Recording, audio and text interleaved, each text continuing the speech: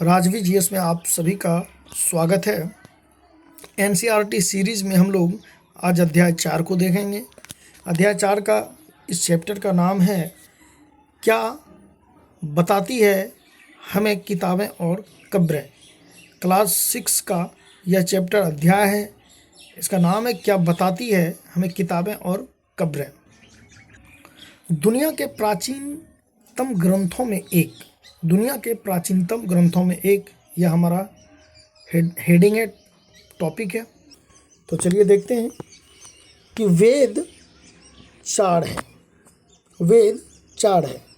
ठीक है, क्या कह रहा है कि शायद तुमने वेदों के बारे में सुना होगा। वेद 4 हैं। कौन कौन सा है? ऋग्वेद, सामवेद, यजुर्वेद, अथर्ववेद। कौन कौन सा है? ऋग्वेद, सामवेद, यजुर्वेद तथा अथर्ववेद। ठीक है, सबसे पुराना वेद है ऋग्वेद। कौन सा है? सबसे पुराना वेद है ऋग्वेद, जिसकी रचना लगभग 3500 साल पहले हुई है। जिसकी रचना कब हुई है? लगभग 3500 साल पहले। तो आप यूँ समझिए कि हमने आपको पहले जो हड़प्पा सभ्यता हम लोग जो कल पढ़ रहे थे, उसमें हम लोगों ने देखा था कि 3900 साल पहले हड़प्पा सभ्यता का खत्म होता है। 4700 साल पहले शुरू हुआ, 3900 साल पहले खत्म हो गया। ठीक है, और 3500 साल पहले आप देख रहे हैं कि ऋग्वेद का रचना होता है। तो ऋग्वेद का रचना अगर 3500 साल पहले शुरू हुआ या 3500 साल पहले बना ऋग्वेद, ठीक है, जब रचना हुआ, तो इसका मतलब है कि पूर्व आज से 3500 साल पहले यानी हड़प्पा सभ्यता खत्म होने के बाद आर्यों का आगमन हुआ। ठीक है, इसका मतलब आर्य 3500 साल पहले आ चुके थे। ठीक है, चलिए, ऋग्वेद में 1000 से ज़्यादा प्रार्थनाएं हैं। ऋग्वेद में 1000 से ज़्यादा। ठीक है, आप ध्यान दीजिएगा कि 3500 साल पहले ऋग्वेद का निर्माण हुआ और 1000 से ज़्यादा क्या है? प्रार्थनाएं। ठीक है, जिन्हें सूक्त कहा गया। क्या कहा गया? सूक्त कहा गया। ठीक है, ऋग्वेद की रचना कब होती है? 3500 साल पहले। ऋग्वेद में कितना जो है सूक्त है? वो 1000 है। सूक्त को क्या कहता है? प्रार्थना कहते हैं। ठीक है, सूक्त का मतलब है अच्छी तरह से बोला गया। ये विभिन्न देवी देवताओं की स्तुति में रचे गए हैं। ठीक है, क्या कहा जाता है इसका मतलब? सूक्त का मतलब है अच्छी तरह से बोला गया। ये विभिन्न देवी देवताओं के स्तुति में रचे गए हैं। ठीक है, आप ध्यान दीजिए कि सूक्त का मतलब होता है, यानी प्रार्थना का मतलब सूक्त होता है, और सूक्त जो है उसका मतलब होता है ये अच्छी तरह से बोला गया है ना, प्रार्थना अच्छा तरह से किया गया। ठीक है, तो चलिए आगे देखते हैं कि ये विभिन्न देवी देवताओं की स्तुति में रचे गए थे। क्या रचा गया था? ऋग्वेद को। ठीक है, ऋग्वेद को विभिन्न देवी देवताओं की स्तुति के लिए रचा गया था। ठीक है, इसमें से 3 देवता बहुत महत्वपूर्ण है। ठीक है, 3 देवता बहुत ही महत्वपूर्ण है। कौन कौन सा है? अग्नि, इंद्र और सोम। ठीक है, फिर से गौर करते हैं हम लोग कि 4 वेद हैं। सबसे प्राचीन जो है 4 वेदों में सबसे कौन कौन सा है? ऋग्वेद, सामवेद, यजुर्वेद, अथर्ववेद है। सबसे पुराना कौन है? प्राचीन कौन है? तो ऋग्वेद है। ऋग्वेद की रचना 3500 साल पहले हुआ। ऋग्वेद में 1000 सूक्त है। सूक्त को ही प्रार्थना कहते हैं। ठीक है, सूक्त का मतलब होता है अच्छी तरह से बोला गया। यहाँ तक क्लियर है? आगे देखते हैं कि जो ऋग्वेद है, ऋग्वेद का रचना जो हुआ वो विभिन्न देवी देवताओं की स्तुति के लिए, यानी उनकी प्रार्थना करने के लिए, उनका प्रार्थना करने के लिए उसका रचना किया गया था, है ना। उनको मनाने के लिए, उनका प्रार्थना करने के लिए, उनका पूजा करने के लिए, है ना, ऋग्वेद का निर्माण हुआ। इसमें से 3 देवता महत्वपूर्ण है। जो विभिन्न देवी देवता, उसमें जो 3 देवता है वो बहुत ही महत्वपूर्ण है। ठीक है, अग्नि है, इंद्र है और सोम है। ठीक है, इंद्र, अग्नि, सोम। अग्नि, इंद्र, सोम। ठीक है, अग्नि जो है वो आग का देवता है। इंद्र जो है वो युद्ध का देवता है। अग्नि किसका देवता है? आग का देवता है। और इंद्र जो है वो युद्ध का देवता है। तो चलिए फिर से हम लोग इन चीज़ों को देखते हैं, इस पर वापस नहीं आना पड़े। ठीक है, ऋग्वेद, सामवेद, यजुर्वेद, अथर्ववेद, ये 4 वेद है। सबसे पुराने ऋग्वेद है, 3500 साल पहले ऋग्वेद का रचना हुआ था। इसमें 1000 सूक्त है। एक सूक्त को प्रार्थना कहते हैं, ठीक है।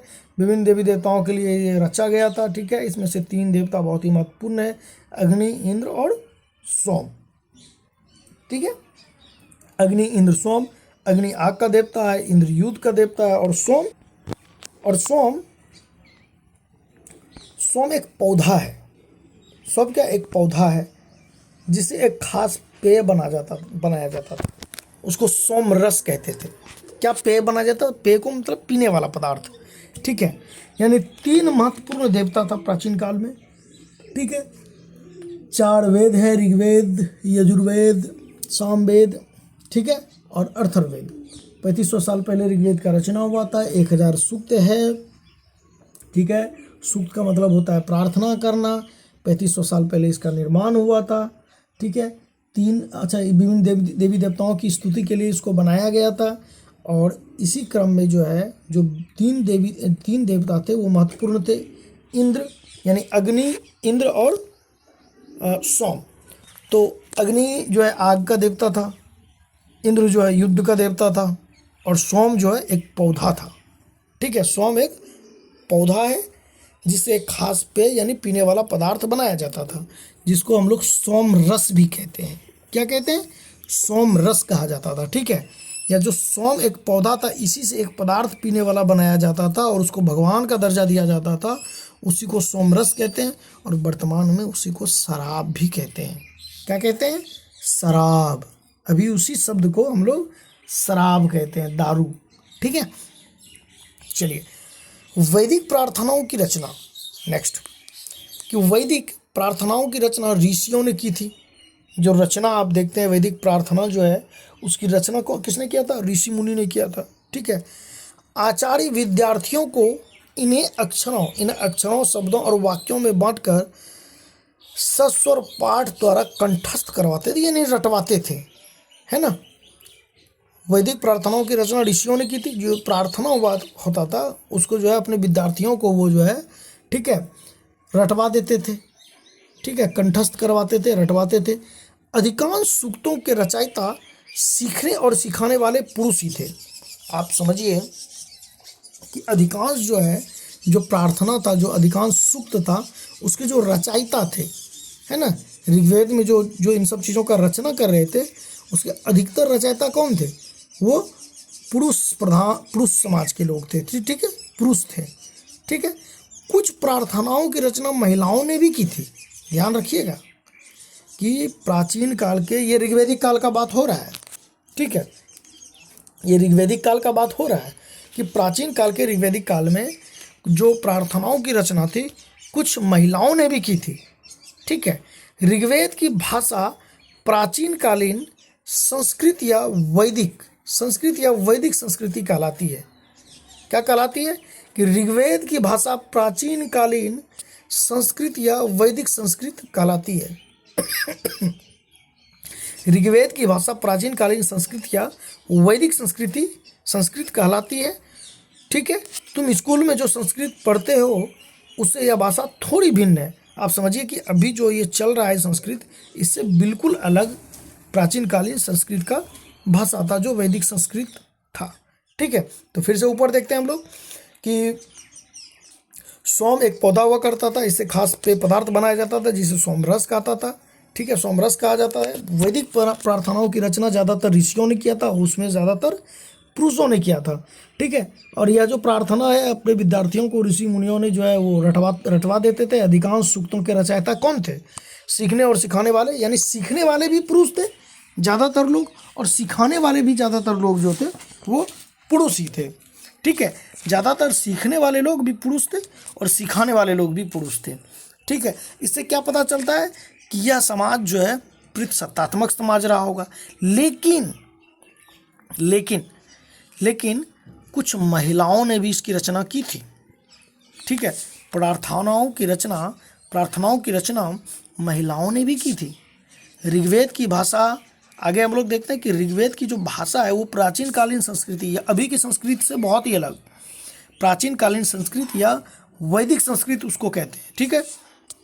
यानी आज के संस्कृत से बिल्कुल अलग।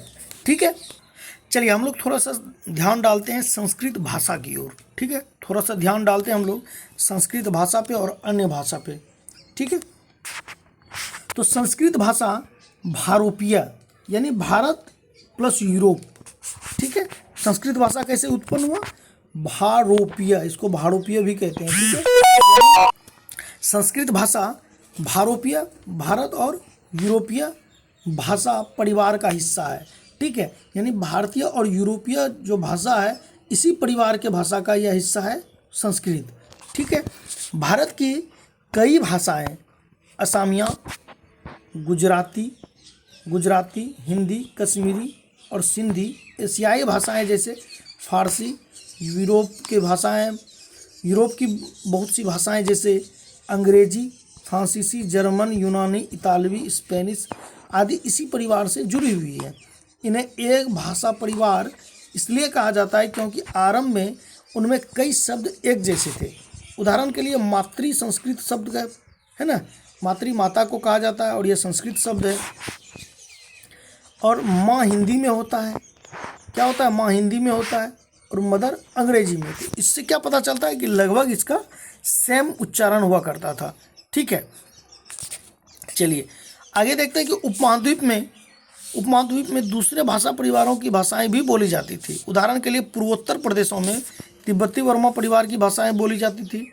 ठीक है, तमिल, तेलुगु, कन्नड़, मलयालम, द्रविड़ भाषा परिवार की भाषाएं हैं, जबकि झारखंड और मध्य भारत के कई हिस्सों में बोली जाने वाली भाषाएं ऑस्ट्रो एशियाटिक परिवार से जुड़ी हुई है। चलिए ठीक है, समय को व्यर्थ नहीं करते हुए हम लोग आते हैं मुख्य बिंदु पे। अगला जो हमारा चर्चा है कि भैया सर इतिहासकार ऋग्वेद का अध्ययन करते कैसे थे, है ना? इतिहासकार ऋग्वेद का अध्ययन कैसे करते थे? ठीक है, इतिहासकार ऋग्वेद का अध्ययन कैसे करते थे?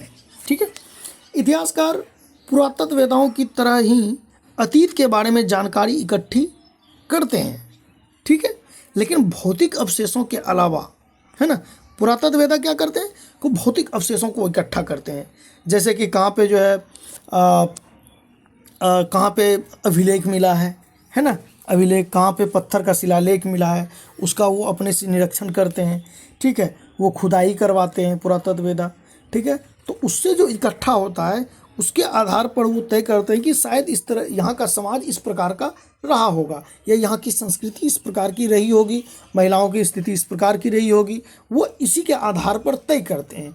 लेकिन इतिहासकार कैसे तय करते हैं? वो लिखित स्रोतों के आधार पर तय करते हैं। ठीक है, तो लिखित स्रोतों का भी भौतिक अवशेषों के अलावा, ठीक है, पुरातत्व वेदाओं की तरह ही अतीत के बारे में वो जानकारी इकट्ठा करते हैं, लेकिन भौतिक अवशेषों के अलावा, यानी भौतिक अवशेषों को तो इतिहासकार जानते ही है कि हाँ ठीक है फलाना चीज़ ये यहाँ मिला, इसके आधार पर वो भी तय करते हैं कि हाँ इस तरह का यह समाज रहा होगा। लेकिन इसके अलावा वो लिखित स्रोतों का भी जो है उपयोग करते हैं। ठीक है, लिखित स्रोतों का भी उपयोग करते हैं। तो कहता है कि चलो देखते हैं कि ऋग्वेद का अध्ययन कैसे करते हैं। ठीक है, ऋग्वेद का अध्ययन कैसे करते हैं? ऋग्वेद के कुछ सूक्त वार्तालाप के रूप में है। विश्वामित्र नामक ऋषि, गौर कीजिएगा, यह बहुत ही महत्वपूर्ण है। ठीक है, यह बहुत ही महत्वपूर्ण है कि विश्वामित्र नामक ऋषि और देवियों के रूप में पूजित दो नदियों व्यास और सतलुज के बीच यह संवाद एक ऐसे सूक्त का अंश है। ठीक है, चलिए देखते हैं कि ऋग्वेद के कुछ सूक्त वार्तालाप के रूप में है। ऋग्वेद का जो कुछ सूक्त है यानी कुछ प्रार्थना जो है वो बातचीत के रूप में, वार्तालाप के रूप में। क्या है कि विश्वामित्र जो ऋषि था वो ठीक है, विश्वामित्र नामक ऋषि और देवियों के रूप में पूजित दो नदी, ठीक है, दो नदी व्यास और सतलुज बहुत ही पूजनीय था और ये देवियों के समानांतर इनका जो है पूजा होता था।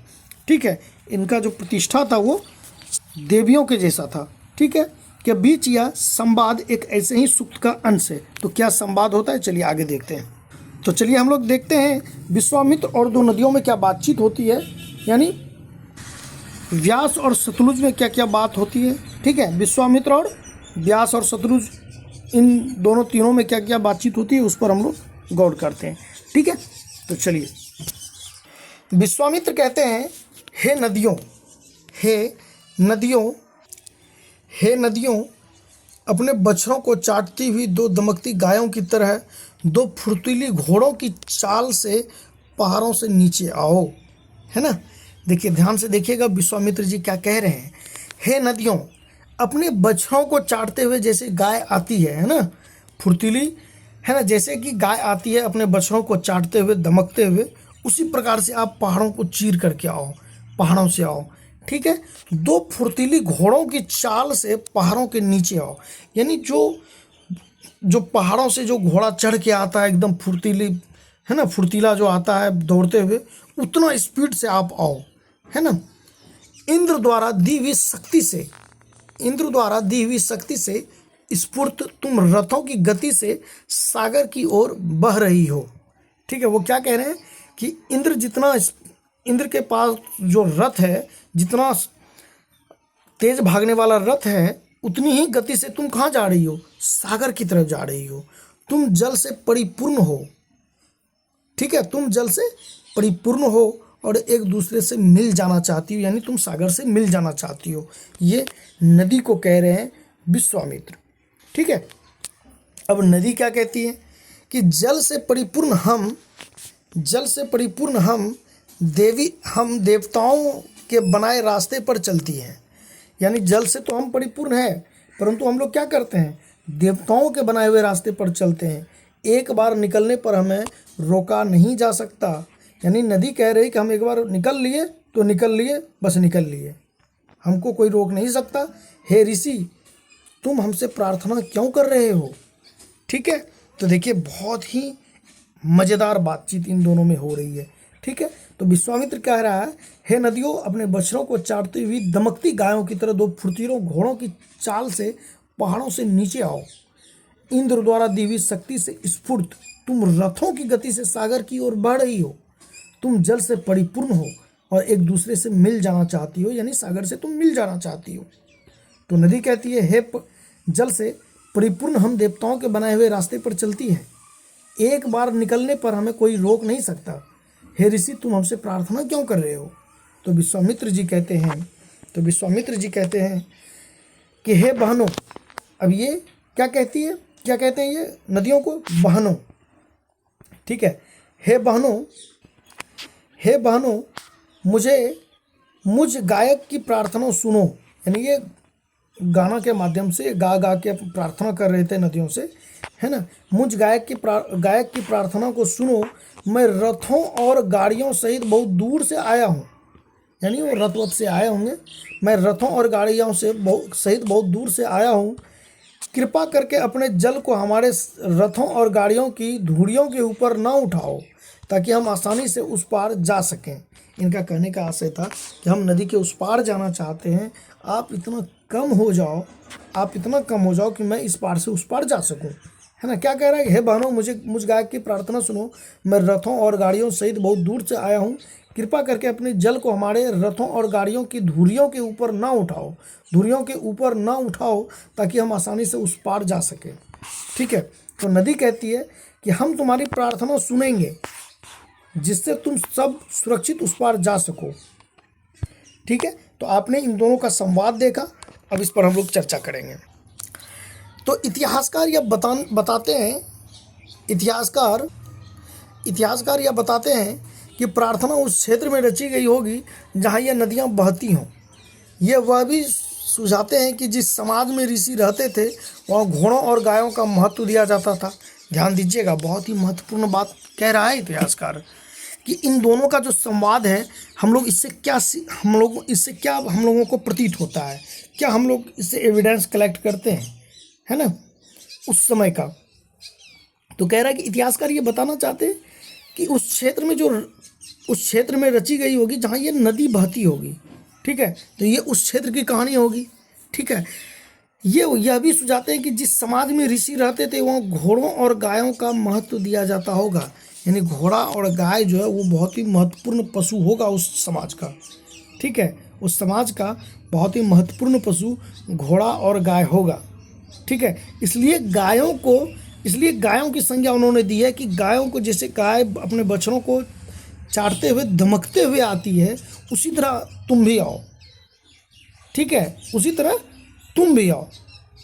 तो ये जो विश्वामित्र कह रहे थे कि उसी तरह तुम भी आओ, यानी जहाँ विश्वामित्र जी रहा करते थे, जिस समाज में रहते थे, उस समाज में गाय बहुत ही महत्वपूर्ण रहा होगा। ठीक है, गाय का ज़्यादा वैल्यू रहा होगा। ठीक है, फिर वो क्या कहते हैं, घोड़ों और गायों को महत्व दिया जाता है, यानी घोड़ों को भी वो कह रहे हैं कि पहाड़ों से जैसे चीर कर वो आते हैं, उसी तरह तुम भी आओ। इसलिए नदियों की तुलना घोड़ों और गायों से की गई है। नदियों की तुलना किससे की गई है? घोड़ों और गायों से की गई है।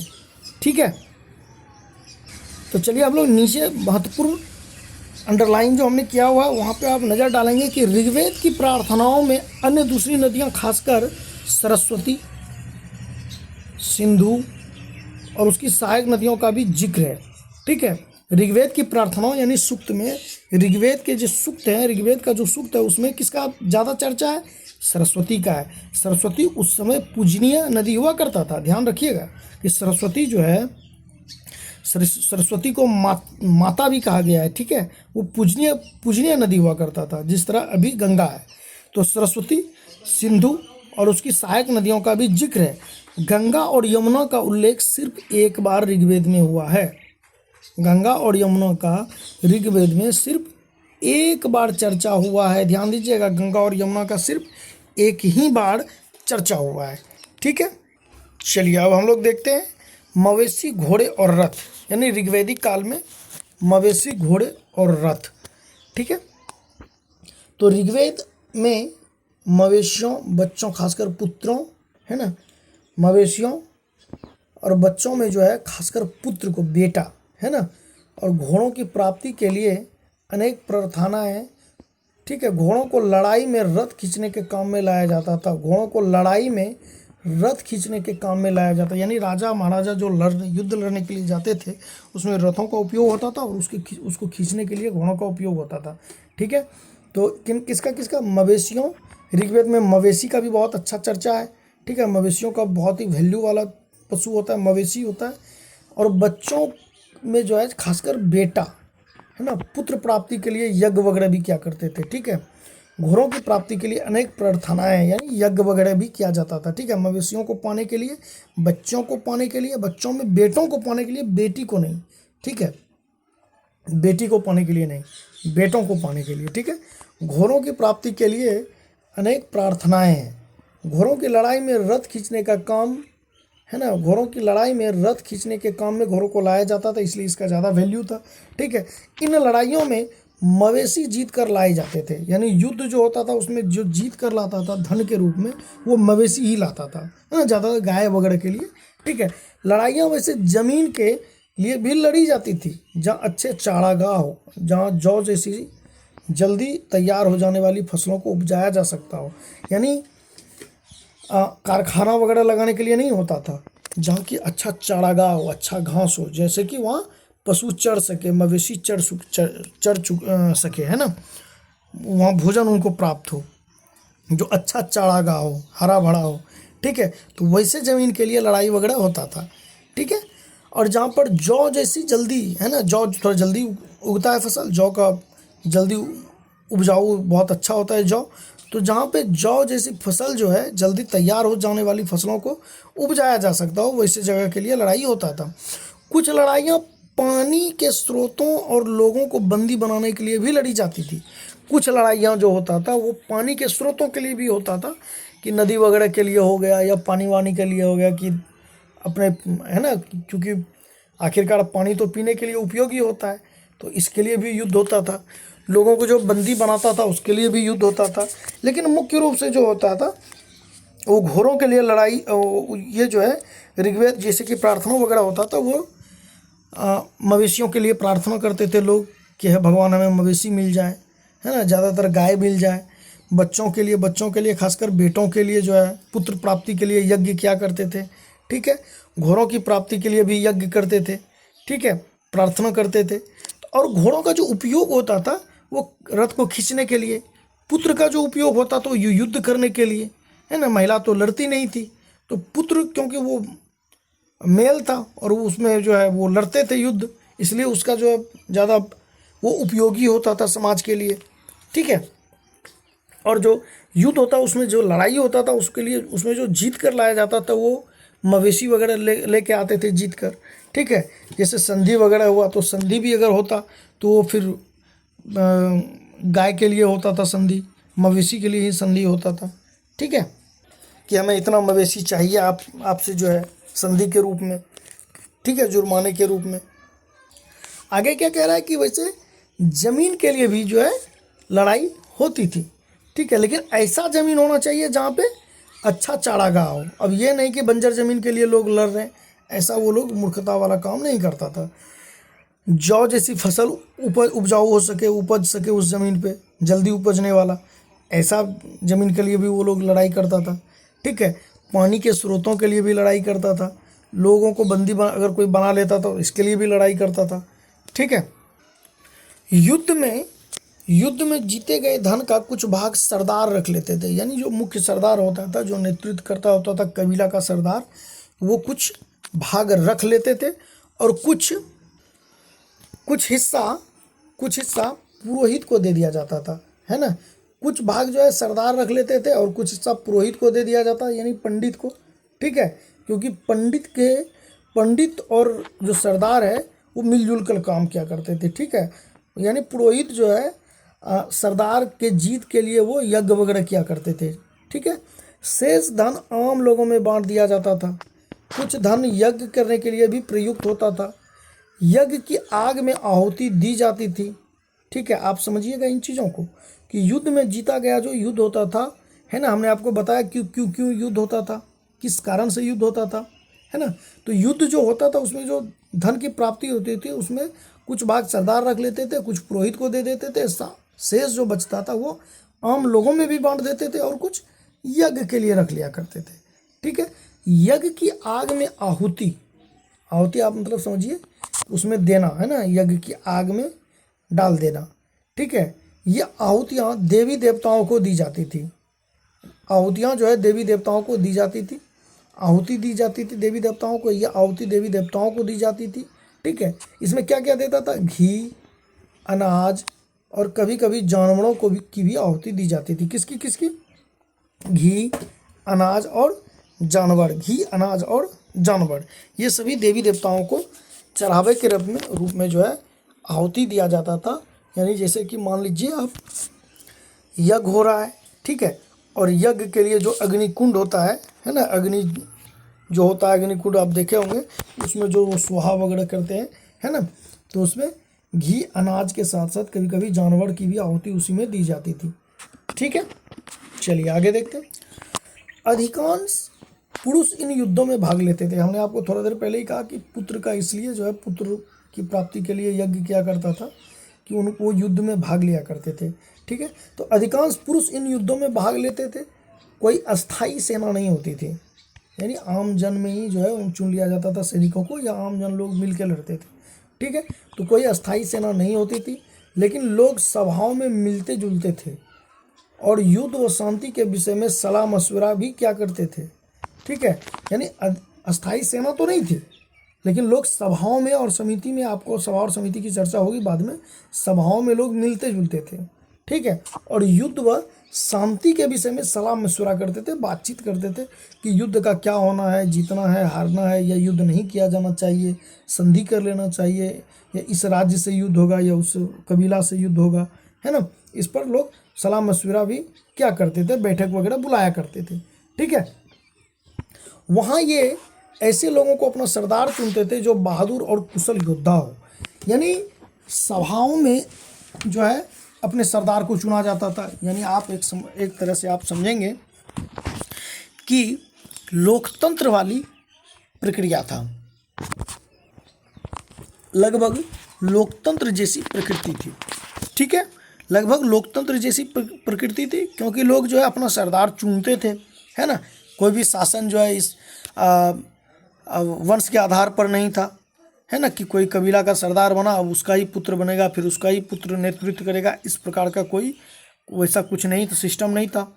सीधा था कि भैया जो कुशल और बहादुर हैं, जो एकदम लड़ने वाला लोग है, उसी को हम लोग अपना सरदार चुनेंगे, वही हमारा रक्षा करेगा और उसी के पीछे हम लोग, उसी के नेतृत्व में हम लोग भी युद्ध करेंगे या काम वाम अपना जीवन यापन करेंगे। ठीक है, चलिए नेक्स्ट टॉपिक देखते हैं कि लोगों की विशेषता बताने वाले शब्द, लोगों की विशेषता बताने वाले शब्द।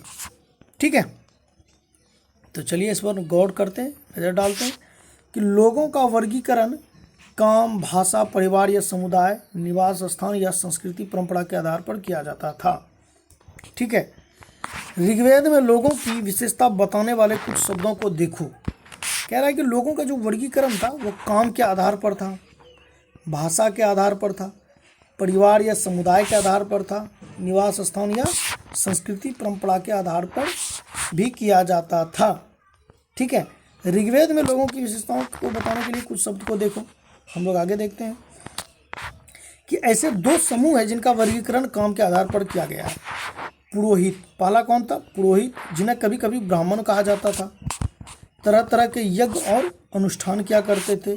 और दूसरे लोग कौन थे? राजा। पहला कौन था? पुरोहित, जिसका काम क्या था? यज्ञ करवाना, है ना, यज्ञ या अनुष्ठान करवाना।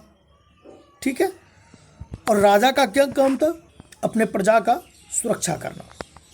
क्या कह रहा है कि राजा, पहला कौन था? पुरोहित, जिन्हें कभी कभी ब्राह्मण कहा जाता था, तरह तरह के ये यज्ञ या अनुष्ठान करवाते थे। और दूसरे लोग थे राजा। ये राजा वैसे नहीं थे जिनके बारे में तुम बाद में पढ़ोगे, या ना तो बड़ी राजधानियां और महलों में रहते थे, इनके पास ना तो सेना थी ना ही ये कर वसूलते थे।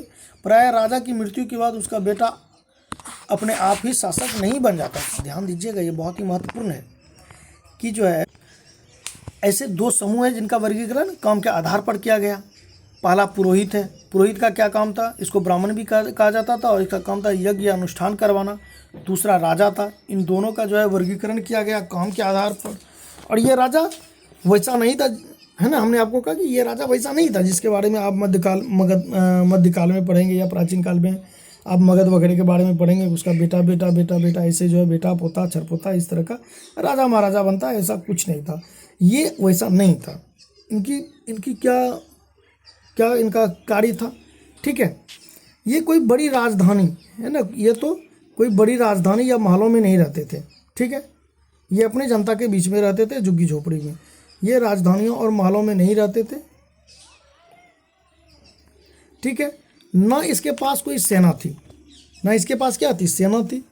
ना ये टैक्स वसूलते थे, कर भी नहीं वसूलते थे, टैक्स भी नहीं। अब प्राय राजा की मृत्यु के बाद उसका बेटा अपने आप ही शासक नहीं बन जाता था। हमने आपको कहा कि एक सभा बुलाया जाता था, समिति बुलाया जाता था, तो सभा ही तय करता था कि कौन बलवान है, कौन बहादुर है, कौन जो है दिमाग से चालू पुर्जा है। ठीक है, उसी को क्या करना है? राजा बनाना है। उसी को क्या करना है? राजा बनाना है। ठीक है, ये जो सरदार या कबीला का राजा होता था, ऐसे लोगों को ही बनाया जाता था, ना कि उसके बेटा को, है ना, ऐसा नहीं होता था। ठीक है, सरदार, यहाँ के लोग जो है खुद अपने राजा या सरदार को चुनता था। ठीक है, थोड़ा हम लोग ऊपर नज़र डालते हैं कि जनता या पूरे समुदाय के लिए दो शब्द का इस्तेमाल होता था। एक था जन, एक क्या था? जन। ठीक है, एक था जन जिसका प्रयोग हिंदी व अन्य भाषाओं में आज भी होता था, और दूसरा था विश। जन और एक शब्द था विश। ठीक है, विश का जिससे वैश्य निकलता है, इसी शब्द से वैश्य शब्द निकलता है। इस विषय पर हम लोग अध्याय 5 में विस्तार से पढ़ेंगे, लेकिन अभी देखते हैं कि ऋग्वेद में विश और जनों का नाम मिलता है। ऋग्वेद में किसका नाम मिलता है? विश और जनों का नाम मिलता है। इसलिए हमें पुरुजन या विश जन, है ना, पुरुजन या विश कहते हैं। पुरुजन या भरतजन या विश जन कहते हैं। यदुजन, है ना, आप समझिए, पुरुजन या विश, भरतजन या विश, यदुजन या विश कहते हैं। जन मतलब विश। ठीक है, यदुजन, यदु मतलब आप समझिएगा पुरु, यदु, भरत, विश, है ना, पुरु, भरत, यदु। तो यदु जो है आज के यादव से बहुत ज़्यादा मैच करता है। ठीक है, आपने जो ऊपर देखा यदु, पुरु, भरत, है ना, ये जो नाम आपने देखा, आगे हम लोग इस पर भी चर्चा करेंगे। ठीक है, तो जिन लोगों ने, चलिए आगे देखते हैं कि जिन लोगों ने इन प्रार्थनाओं की रचना को की, जिन लोगों ने इन प्रार्थनाओं की रचना की वे कभी कभी खुद को आर्य कहते हैं। आर्य का मतलब श्रेष्ठ होता है, ठीक है, ध्यान रखिएगा। आर्य का मतलब ही श्रेष्ठ होता है, ठीक है। आप अगर रामायण देखते होंगे या महाभारत कभी आपने देखा होगा तो उसमें जो पत्नी अपने पति को पुकारती हैं वो आर्यपुत्र कहते हैं उनको, ठीक है, हे आर्यपुत्र। तो आर्य का मतलब ताकतवर होता है, बलवान होता है, ठीक है, ज़्यादा पवित्र खुद को कहने वाले लोग खुद को आर्य कहते थे, ठीक है। तो जिन लोगों ने प्रार्थनाओं की रचना की वे कभी कभी खुद को आर्य कहते थे तथा अपने विरोधियों को दास या दस्यु कहते थे। जो उसके विरोधी थे उसको दास कहते थे, वो है ना, दास का मतलब होता है सेवा करने वाला, ठीक है। दास या दस्यु कहते थे। दस्यु वे लोग थे जो यज्ञ नहीं करते थे, ठीक है। दस्यु वे लोग थे जो यज्ञ नहीं करते थे। ध्यान दीजिएगा कि जिन लोगों ने प्रार्थनाओं की रचना की वो खुद को आर्य कहते हैं, और जो आर्य खुद को कहते हैं वो अपने विरोधियों को दास या दस्यु कहते हैं, ठीक है। वो क्या कहते हैं अपने विरोधियों को? दास या दस्यु। जो खुद को आर्य कहते हैं वो अपने विरोधियों को दास या दस्यु कहते हैं। और अच्छा, दस्यु कौन लोग थे? जो यज्ञ नहीं करते थे, इन सब चीज़ों में वो बिलीव नहीं करते थे, और शायद दूसरी भाषाएं बोलते थे, है ना। संस्कृत भी वो नहीं बोलते थे, वो दूसरी भाषाएं बोलते थे। बाद के समय में दास स्त्रीलिंग दासी शब्द, ठीक है, दास शब्द का मतलब गुलाम हो गया। बाद में दास का मतलब क्या हो गया? गुलाम हो गया। लेकिन वो अपने विरोधियों को क्या कहते थे उस वक्त? दास या दस्यु। लेकिन बाद के काल में इसी शब्द का क्या मतलब हो गया? गुलाम हो गया। दास वे स्त्री और पुरुष होते थे जिन्हें युद्ध में बंदी बनाया जाता था और उन्हें अपने मालिक की जायदाद माना जाता था। जो भी काम मालिक चाहते थे उन्हें वो सब करना पड़ता था, ठीक है। तो चलिए इस पर ध्यान नहीं देंगे, हम लोग मेन बिंदु पर ध्यान देंगे। जिस युग में, नीचे गौर कीजिएगा कि जिस युग में उपमहाद्वीप के उत्तर पश्चिम में ऋग्वेद की रचना हो रही थी, उत्तर पश्चिम यानी ध्यान दीजिएगा, ये रहा भारत, ठीक है, ये रहा भारत, यानी ये रहा उत्तर, है ना, ये रहा उत्तर, ये आपके स्क्रीन पे ये उत्तर हो गया, ठीक है, और ये पश्चिम हो गया, ठीक है, ये वाला क्षेत्र इधर, ये वाला, ठीक है, उत्तर पश्चिम, ठीक है। उत्तर पश्चिम जिस युग में उपमहाद्वीप में उत्तर पश्चिम में, उपमहाद्वीप के उत्तर पश्चिम में, ठीक है, ऋग्वेद की रचना हो रही थी, उसी समय दूसरी जगह पर एक अलग तरह का विकास हो रहा था, ठीक है। अब हम लोग उस पर भी चर्चा करते हैं, ठीक है।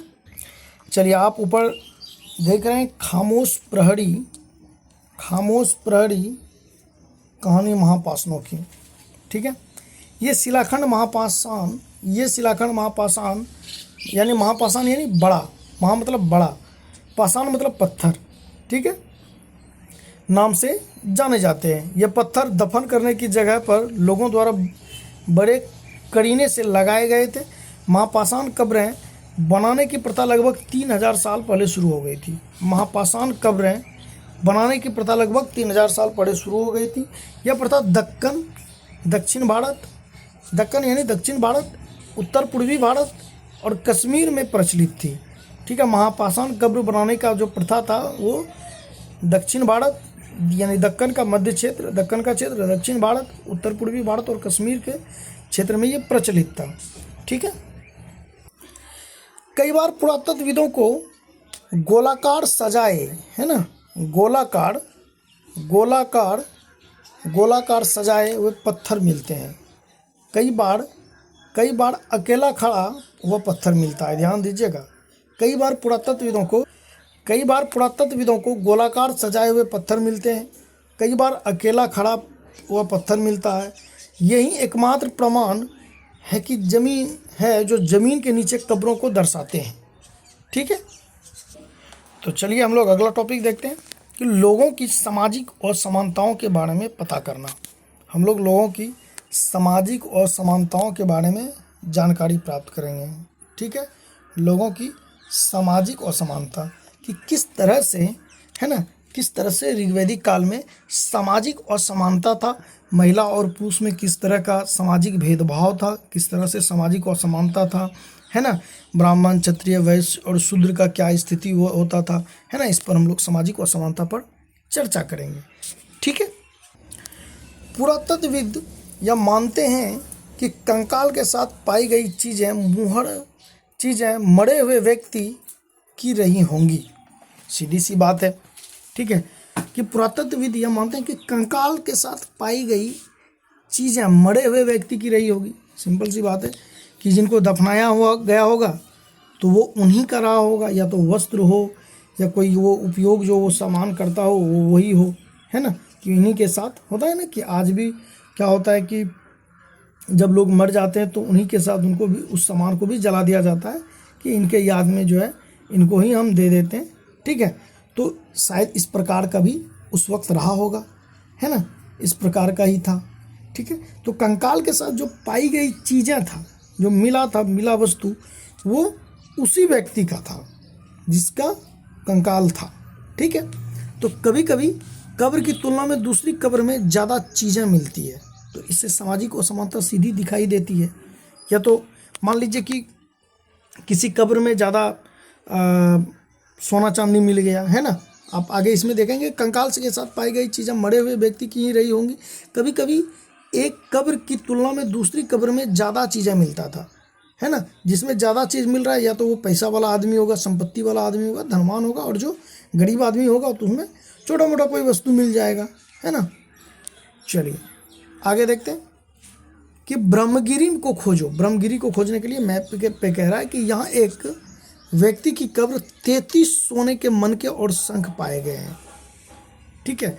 ब्रह्मगिरी में एक जो व्यक्ति का कब्र मिला है वो उसमें 33 सोने के मनके प्राप्त हुए हैं उससे। उसमें 33 सोना का मनका था और उससे शंख मिला है। तो इससे क्या पता चलता है ना, 33 सोने के मनके और शंख पाए गए, और दूसरे कंकालों के पास सिर्फ कुछ मिट्टी के बर्तन ही पाए गए। इससे सामाजिक असमानता साफ दिखाई देती है कि एक व्यक्ति कितना अमीर रहा होगा कि उसको 33 सोना का मनका दिया होगा मरने के पश्चात, और शंख भी दिया है, और दूसरा जो कंकाल है उसके पास सिर्फ कुछ मिट्टी के ही बर्तन पाए गए। इससे सीधी बात पता चलती है कि ये मिट्टी का बर्तन जिस कंकाल के पास था, जिस व्यक्ति के पास, वो गरीब रहा होगा, और जो जिसके पास सोना का मनका मिला है वो अमीर रहा होगा, ठीक है। इससे तो यही पता चलता है, ठीक है। यह दफनाए गए लोगों की सामाजिक स्थिति में भिन्नता को दर्शाता है कि किस तरह से अमीर और गरीब भिन्न रहा होगा, है ना। सामाजिक असमानता यहाँ साफ दिखाई देती है। यानी ऋग्वैदिक काल में सामाजिक असमानता थी, ठीक है, सामाजिक असमानता थी। और हम कैसे पता कर रहे हैं? मृत व्यक्ति के कब्रों से हम पता कर रहे हैं कि उस वक्त का समाज इस प्रकार का रहा होगा। और ये कौन पता कर रहा है? पुरातत्वविद पता कर रहा है, ठीक है। कुछ लोग अमीर थे तो कुछ लोग गरीब थे, कुछ लोग सरदार थे तो कुछ दूसरे उसके अनुयायी थे, ठीक है। कुछ लोग सरदार थे तो कुछ उनके अनुयायी भी थे, ठीक है। तो हम लोगों ने क्या देखा कि लोगों के सामाजिक असमानता के बारे में देखा, है ना। नरकंकाल जो है, जो मरा हुआ व्यक्ति जो है, उसके साथ कुछ न कुछ सामान मिल रहा था, ठीक है। तो ब्रह्मगिरी एक जगह है, ठीक है। तो वहाँ पे एक व्यक्ति को 33 सोने का मनका और शंख मिला वहाँ पे, और दूसरा जो कंकाल था कुछ मिट्टी का, सिर्फ जो है कुछ मिट्टी का बर्तन ही वहाँ मिला, मृदभांड वगैरह, ठीक है। तो यह जो दफनाया गया लोगों का सामाजिक भिन्नता सब दिखाई देता है यहाँ, है ना। ब्रह्मगिरी सीधा बताता है कि जो यहाँ अमीरी और गरीब का जो है इसमें खाई रही होगी, सामाजिक असमानता यहाँ पे दिखाई देता है, ठीक है। कुछ लोग अमीर थे तो कुछ गरीब थे, कुछ सरदार थे तो कुछ उसके अनुयायी भी थे, ठीक है। चलिए अब हम लोग देखते हैं अगले टॉपिक को। क्या कुछ कब्रगाहें खास परिवारों के लिए थी? यह भी सामाजिक असमानता का, यहाँ भी आप देखेंगे सामाजिक असमानता भड़ा मिलेगा आपको, ठीक है। पूरा का पूरा सामाजिक असमानता यहाँ भी आपको देखने को मिलेगा, ठीक है। क्या कह रहा है कि क्या कुछ कब्रगाहें खास परिवारों के लिए थी, ठीक है। तो जैसे खास परिवार आप देखे होंगे आज है ना, आप दिल्ली में जैसे आप देखेंगे कि इंदिरा गांधी के लिए खास जो है स्थल उनके लिए बनाया गया है, ठीक है। कई शक्ति स्थल है ना। तो चलिए आते हैं हम लोग टॉपिक पे कि कभी कभी महापाषाणों में एक से अधिक कंकाल मिले हैं। कभी कभी महापाषाणों में एक से अधिक कंकाल मिले हैं, वे यह भी दर्शाते हैं कि शायद एक ही परिवार के लोगों को एक ही स्थान पर अलग अलग समय में दफनाया था। समझिएगा इसको फिर से कि कभी कभी महापाषाणों में एक से अधिक कंकाल मिले हैं। ठीक है, एक से अधिक कंकाल मिले हैं। कभी कभी महापाषाणों में एक से अधिक कंकाल मिले हैं। वह यह दर्शाते हैं कि शायद एक ही परिवारों के लोगों को एक ही स्थान पर अलग अलग समय में दफनाया गया था। बाद में मरने वाले लोगों को पोर्ट होल के रास्ते कब्रों में लाकर दफनाया जाता था। ठीक है, ऐसे स्थान पर गोलाकार लगाए गए पत्थर या चट्टान चिन्हों का काम करते थे, जहाँ लोग आवश्यकता अनुसार शवों को दफनाने दोबारा आ सकते थे। उनको ध्यान रहता था कि इनके परिवार के लोगों को इसी जगह दफनाया गया था, तो उसी जगह उनको भी दफना देते थे। ठीक है, बात इतनी सीधी सी बात है कि समझिए कि मान लीजिए किसी एक परिवार का आदमी था।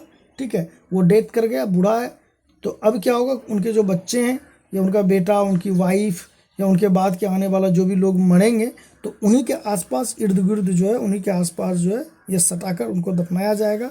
ठीक है, चलिए आगे देखते हैं। इनाम गांव के एक विशिष्ट व्यक्ति की कब्र के बारे में हम लोग जानेंगे। ठीक है, इनाम गांव के एक विशिष्ट व्यक्ति के कब्र के बारे में हम लोग जानेंगे कि यह भीमा की सहायक नदी। ठीक है, इनाम गांव कहाँ है? भीमा की सहायक नदी।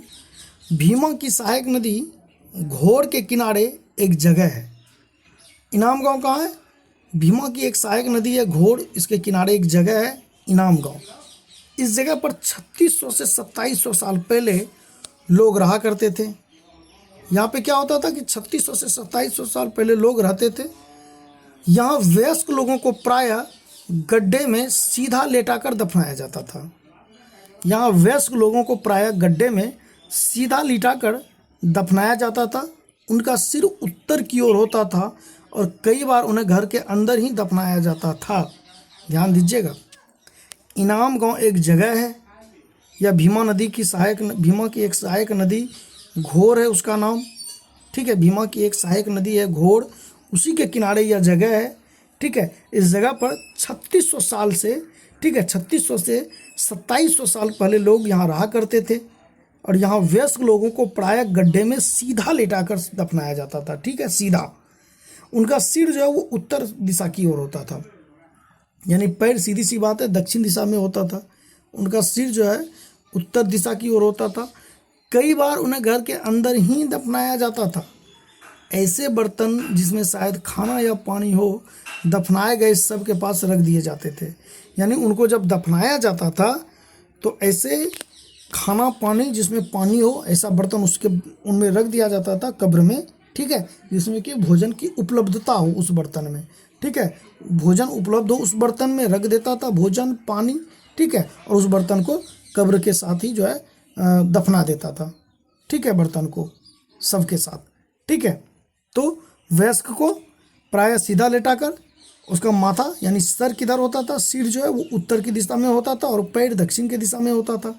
ठीक है, उन्हें कई बार घर के अंदर दफनाया जाता था। यह भी महत्वपूर्ण है कि कई बार उनको घर के अंदर ही दफनाया जाता था। ठीक है, और ऐसे बर्तन उनको दिया जाता था जिसमें खाना पानी हो। ठीक है, और सबके साथ ही उसको भी दफना देता था। ठीक है, सीधा लिटाकर दफनाता था। और यह कहाँ पे? इनाम गांव। ठीक है, भीमा की सहायक नदी है घोड़, भीमा की सहायक नदी घोड़ है, उसी के किनारे एक जगह है इनाम गांव। और 3600 से 2700 साल पहले यहाँ लोग रहा करते थे। ठीक है, तो चलिए आपने इनाम गांव के बारे में जाना कि इनाम गांव में जो है व्यक्ति को कैसे दफनाया जाता था। ठीक है, एक आदमी को 5 कमरों वाले मकान के आंगन में 4 पैरों वाले मिट्टी के बड़े बड़े संदूक में दफनाया गया था। देखिएगा, ये इनाम गांव की ही कहानी है कि एक आदमी को 5 कमरों वाले मकान के आंगन में, यानी चारों तरफ से 5 कमरा था, नीचे आंगन था, यानी बीच में आंगन था, और उसमें 4 पैर वाला जो संदूक है, आज भी मिट्टी वगैरह का संदूक आप देखते होंगे। ठीक है, लकड़ी का संदूक। ठीक है, तो 4 पैरों वाले मिट्टी के बड़े संदूक। ऐसे अभी आप लकड़ी और इसका टीन का आप देखते हैं, लेकिन उस वक्त क्या था? मिट्टी का संदूक बनाया था। ठीक है, मिट्टी का एक बड़ा सा संदूक था, उसी में रख दिया था और गड्ढा करके उसी में संदूक में रख दिया था। व्यक्ति को, ठीक है। और बस्ती के बीच में बसा, फिर से आप देखिए, एक आदमी को 5 कमरों वाले एक मकान के आंगन में 4 पैरों वाले मिट्टी के एक बड़े संदूक में दफनाया गया था। बस्ती के बीच में बसा यह घर गांव के सबसे बड़े घरों में से एक था। इस घर में एक अनाज का गोदाम भी था। सबके पैर मुड़े हुए थे। देखिए, पुरातत्वविदों को जो इसमें मिला है, इनाम गांव का ही ये कहानी है। यह जो घर था, यह सबसे बड़ा घर था, ठीक है। यह घर गांव का सबसे बड़े घरों में से एक था, क्योंकि इसमें 5 कमरा था, बीच में आंगन था। आंगन में ही जो गड्ढा कर दिया गया और मिट्टी का संदूक बनाकर मिट्टी के संदूक में व्यक्ति को दफना दिया था, ठीक है। इस घर में एक अनाज का गोदाम भी था। सबके पैर मुड़े हुए थे, ठीक है। सबका पैर क्या हुआ था? मुड़ा हुआ था, ठीक है। कह रहा है कि क्या तुम्हें लगता है कि यह किसी सरदार का शब्द था? क्या आपके जवाब का कारण बताओ। तो कहने का आशय था कि हाँ, किसी पैसे वाले का ही होगा, क्योंकि उनको घर में ही दफनाया गया, ठीक है। घर से पता चलता है कि ये धनवान रहा होगा, ठीक है। चलिए, अब हम लोग इनाम गांव के लोगों के बारे में थोड़ा जानते हैं कि क्या काम धंधा वो लोग करता था, ठीक है। इनाम गांव के लोगों के काम धंधे, ठीक है। ये लोगों का कैसे जीवन यापन होता था, इसके बारे में हम लोग थोड़ा सा चर्चा करेंगे, ठीक है। इनाम गांव में पुरातत्वविदों को गेहूँ, ठीक है, गेहूँ, जौ, चावल, दाल, बाजरा, मटर और तिल, ठीक है। ध्यान दीजिएगा कि पुरातत्वविदों को क्या क्या मिला। इनाम गांव के लोगों के काम धंधे में हम नज़र डाल रहे हैं कि इनाम गांव के में जो है पुरातत्वविदों को क्या क्या मिला। उनको गेहूँ मिला, जौ मिला, चावल मिला, दाल मिला, बाजरा, मटर, तिल, इन सब के बीज मिले हैं, ठीक है। इनाम गांव में गेहूँ, जौ, चावल, दाल, बाजरा, मटर और तिल का बीज मिला है। कई जानवरों की हड्डियां भी मिली है इनको, ठीक है। उत्खनन में इनको कई जानवरों की हड्डियां भी मिली है। कई हड्डियों पर काटने के निशान से यह अंदाज़ा होता है कि लोग इन्हें खाते होंगे। यानी जो हड्डी मिला है, कई हड्डियां टुकड़ों में मिला है, ठीक है। कई हड्डियां कैसे मिला है? टुकड़ों में। तो टुकड़ों में जो मिला है हड्डी, तो इससे पता चलता है कि हो सकता है ये लोग काट कर खाते होंगे। तो काट के खाते क्या होंगे? गाय, बैल, भैंस, बकरी, भेड़, कुत्ता, घोड़ा, गधा, सूअर, सांभर, चितकबरा हिरन, कृष्ण मृग, खरहा, नेवला, चिड़िया, घड़ियाल, कछुआ, केकड़ा और मछली की हड्डियां भी पाई गई है। देखिए, आप गौर से देखिए कि क्या क्या साक्ष्य मिला है, ठीक है। पुरातत्वविदों को किस किस की हड्डियां मिली है, ठीक है। तो कह रहा है कि जानवरों की हड्डियां मिली है और कई कटा हुआ जानवरों का हड्डियां मिला है। इससे अंदाज़ा होता है कि ये लोग काट कर खाता होगा ये लोग जो है, ठीक है। इसमें क्या मिला है? गाय, बैल, भैंस, बकरी, भेड़, कुत्ता, घोड़ा, गधा, सूअर, सांभर, चितकबरा हिरन, कृष्ण मृग, खरहा, नेवला, चिड़िया, घड़ियाल, कछुआ, केकड़ा, मछली की हड्डियां भी पाई गई है, ठीक है। ये सब हड्डियां पाई गई है। इससे क्या पता चलता है कि इन सबको लोग खाते होंगे, ठीक है। या इन सब का वहाँ पे ये सब वहाँ मिलता होगा, ठीक है। इन सब का साक्ष्य मिला है। ऐसे साक्ष्य मिले हैं जो हैं कि बेर, आंवला, जामुन, खजूर और कई तरह की रस भड़ियाँ एकत्र की जाती थी, ठीक है। यानी बैर, आंवला, खजूर, जामुन, इन सब का बीज भी जो है मिला है, ठीक है। चलिए, हम लोग मिलान करते हैं, ठीक है। हम लोग क्या करते हैं? मिलान करते हैं। सूक्त, ठीक है। सूक्त मतलब प्रार्थना होता था, अच्छी तरह से बोला गया। इससे हम लोग इसको लगाएंगे। रथ जो है युद्ध में इसका जो है प्रयोग किया जाता था, ठीक है। रथ युद्ध में प्रयोग किया जाता था। दास का काम क्या होता था? यह गुलाम होता था, राजा का गुलाम होता था, ठीक है। महापाषाण यानी सजाए गए पत्थर। यज्ञ अनुष्ठान, ठीक है। तो चलिए कुछ महत्वपूर्ण तिथियों को देखते हैं, ठीक है। वेदों की रचना का प्रारंभ लगभग 3500 साल पहले हुआ था, ठीक है। वेदों की रचना का प्रारंभ 3500 साल पहले हुआ। इससे यह प्राप्त होता है कि आर्यों का आगमन 3500 साल पहले हुआ। महापाषाणों का निर्माण की शुरुआत जो है वह 3000 साल पहले हुआ। ठीक है, महापाषाणों का निर्माण जो है वो शुरुआत जो है वो 3000 साल पहले हुआ। अच्छा, इनाम गांव में जो लोग रहते थे, कृषक जो निवास करते वो 3600 से 2700 साल पहले रहते थे। ठीक है, 3600 से 2700 साल पहले जो है इनाम गांव में निवास करते थे लोग। ठीक, चरक लगभग 2000 साल पहले, आप चरक संहिता पढ़ेंगे, चरक। ठीक है, देखिए यहाँ पे देखिए, इनाम गांव के लोग डैश खाते थे, है ना, जानवरों को भी खाते थे। ठीक है, जानवर